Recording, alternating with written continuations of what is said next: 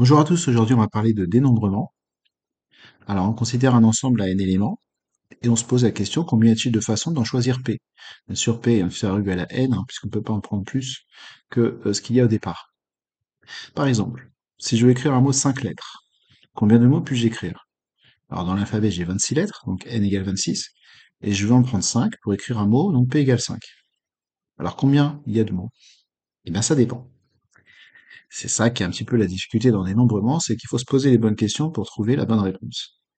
Les premières questions à se poser, eh bien, dans un premier temps, on se pose la question, est-ce qu'il peut y avoir répétition? Et ensuite, est-ce que l'ordre est important? Voilà, c'est vraiment les deux questions primordiales. Dès lors qu'on a un exercice de dénombrement, il faut se poser ces deux questions.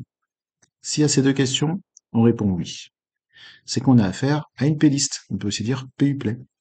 Donc, ici, comme pour un pendu, hein, je fais des petits traits et j'essaye de compter. Donc, pour la première place, celle qui est tout à gauche, bah, j'ai 26 possibilités puisque j'ai 26 lettres dans l'alphabet. Et puisqu'il peut y avoir répétition, finalement, j'en ai 26 pour chacune.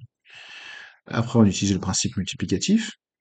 On obtient donc 26 exposant 5, et en prenant la calculatrice, on trouve 11 881 376 mots de 5 lettres. Ça fait beaucoup. Mais en même temps, il y en a plein qui n'ont aucun sens, et ceci, à mon avis, quelle que soit la langue, même si je les connais pas toutes. Par exemple, le premier mot ici, que des A, bon, ben ça, c'est un mot que je compte, mais il est peu probable qu'il soit utilisé dans quelque part. Ensuite, A, B, C, D, E, E, D, C, B, A, on voit que c'est les mêmes lettres, mais c'est pas le même ordre. Donc, puisque l'ordre est important, ça fait un mot différent. Et puis, un mot qui a plein de sens, lui, maths, tout simplement. Alors, si on résume, et si on généralise surtout, n exposant p, eh bien c'est le nombre de p-listes d'un ensemble à n éléments. Donc voilà comment on peut compter quand on a un exercice avec des p-listes. Et comme on sait si c'est des p-listes, ben, c'est qu'on a répondu oui aux deux questions à se poser obligatoirement. Maintenant, si on répond non pour la répétition et oui pour l'importance de l'ordre, eh bien ce n'est plus une p-liste, ça s'appelle un p-arrangement. Alors un p-arrangement, rappelez-vous, je viens de dire qu'il ne peut pas y avoir de répétition. Donc si pour la première position j'ai 26 possibilités, j'en ai choisi une. Donc pour la place d'après, j'en ai plus que 25. Et donc pour la place d'encore d'après, j'en aurai une de moins, et ainsi de suite. On utilise le principe multiplicatif et on trouve 7 893 600. Donc c'est moins que tout à l'heure. Bah, c'est normal puisqu'on a enlevé tous les nombres où il y avait des lettres identiques. Là, à chaque fois, on a une lettre n'est utilisée qu'une seule fois. Donc forcément, ça fait moins de mots. Bon, ça en fait quand même encore beaucoup. Maintenant, on va essayer de trouver une formule comme tout à l'heure, puisque c'est ça dont on a besoin pour faire tous les exercices et pas seulement 5 lettres sur 26. Donc pour ça, je vais introduire la notion de factoriel. Donc qu'est-ce que c'est le factoriel? Ben, là, je prends un exemple, factoriel 5, en fait, c'est comme si vous faites un compte à rebours. Donc 5, 4, 3, 2, 1. Alors on s'arrête à 1, on va pas jusqu'à 0 parce qu'on multiplie tout, donc sinon tous les factoriels seraient nuls. Ce serait pas très très intéressant. Donc non, on s'arrête à 1, on fait le calcul, on trouve 120. Une convention factorielle 0, on appelle la convention, nous dit que ça fait 1. Et si je veux généraliser, parce que là j'ai donné l'exemple avec 5, si je prends n, ben, je vais faire pareil, mon compte à rebours, n, n-1, n-2 jusqu'à 1, je multiplie tout et j'ai mon factoriel n. Alors, je reviens à mon calcul, parce que c'est ce qui nous intéresse. Donc comment je peux exprimer ça avec les factoriels? Eh bien finalement, je vais multiplier cette expression par un nombre et diviser par le même, puisque quand vous multipliez par un nombre et vous divisez par ce même nombre, bah, ça ne change pas la valeur. Donc ici, le nombre, astucieusement choisi, on prend factoriel 21. Pourquoi? Eh bien parce que factoriel 21, c'est 21 fois 20 jusqu'à 1. Et puisqu'avant on avait 26 jusqu'à 22, bah, ça fait de 26 jusqu'à 1. Autrement dit, un compte à rebours qui va de 26 jusqu'à 1, c'est factoriel 26. Intéressons-nous à 21. À 21, on remarque que c'est 26 moins 5. Donc là, vous voyez la formule apparaître. Alors, c'est pas une démonstration, hein. Sinon, la vidéo serait trop longue. Mais là, on voit bien que 26, ça correspond à n, et 5, ça correspond à p. Et donc là, on a une formule qui s'adapte encore à tous les exercices dès lors qu'on a des p-arrangements. Et comme on sait si on a des p-arrangements, ben, on a dit qu'il n'y avait pas de répétition et que l'ordre était important. Alors un cas particulier des p-arrangements, c'est qu'est-ce qui se passe quand p égale n? Eh bien, quand p égale n, on appelle ça une permutation. Un n arrangement, c'est une permutation.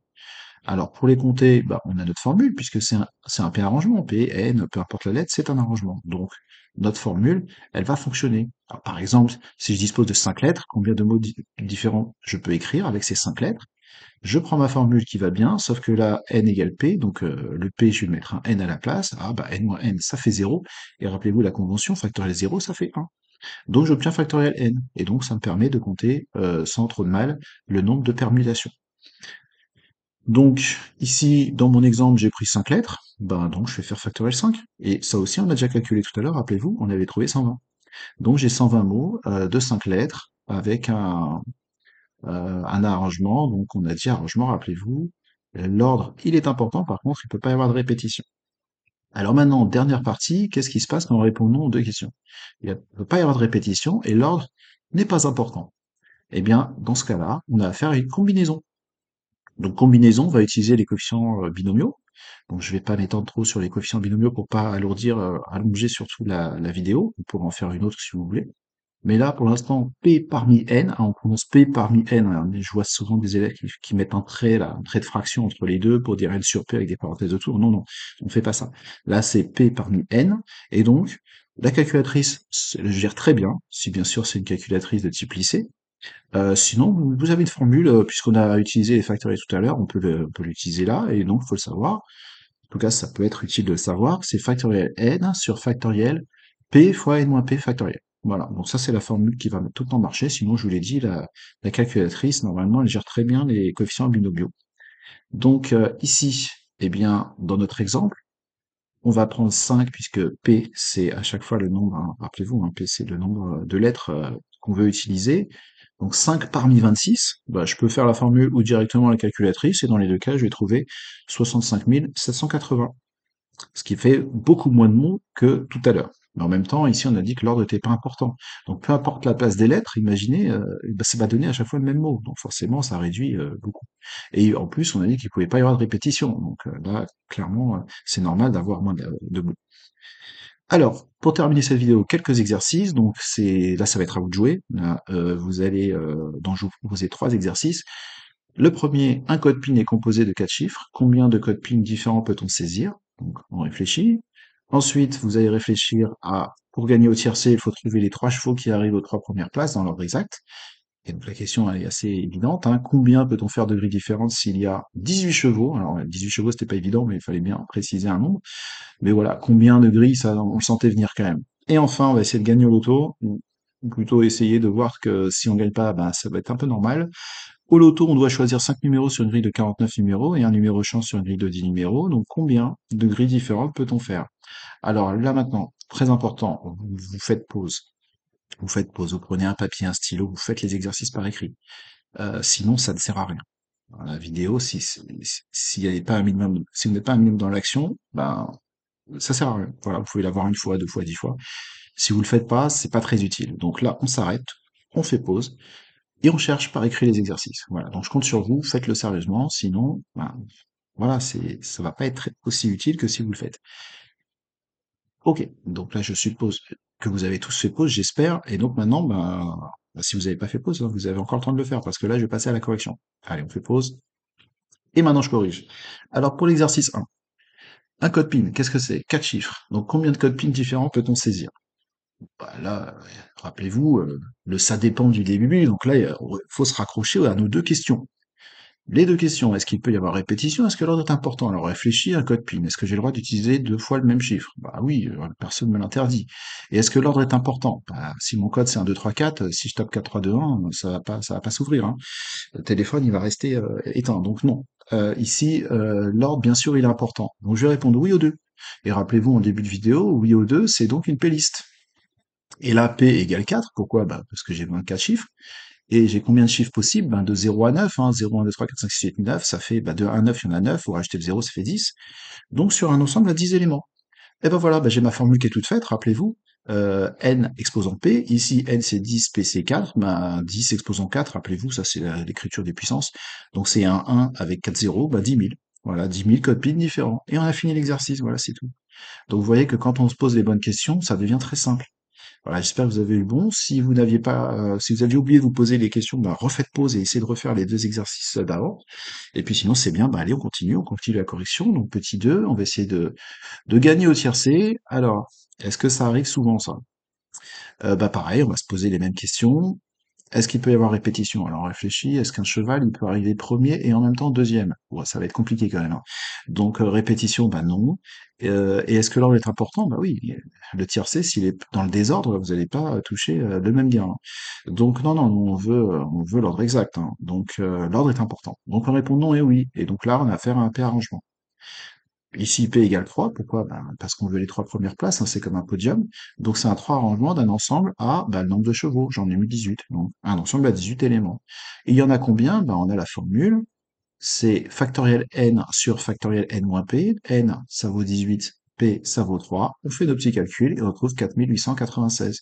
Donc dans cette situation, on a une chance sur 4896 de toucher le tiercé dans l'ordre.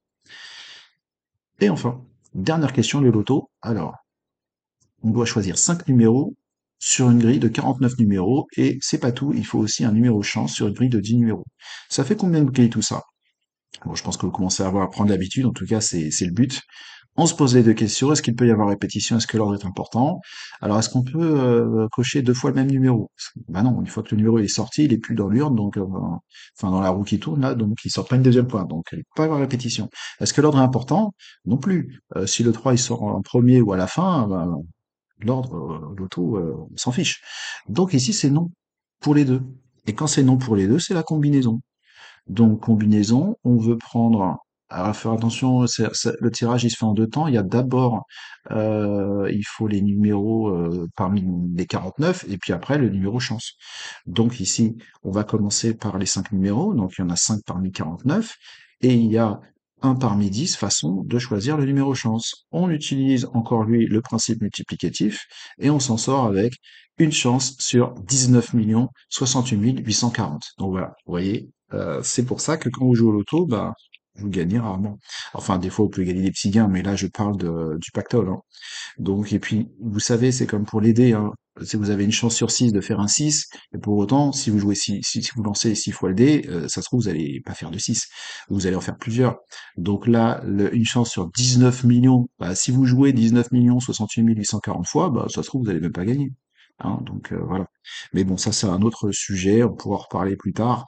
Mais voilà, moi j'ai fini pour cette vidéo, j'espère que ça vous aura été utile, et puis surtout que vous avez compris un petit peu mieux comment on fait pour résoudre des exercices sur les dénombrements au niveau terminal. Voilà, je vous remercie.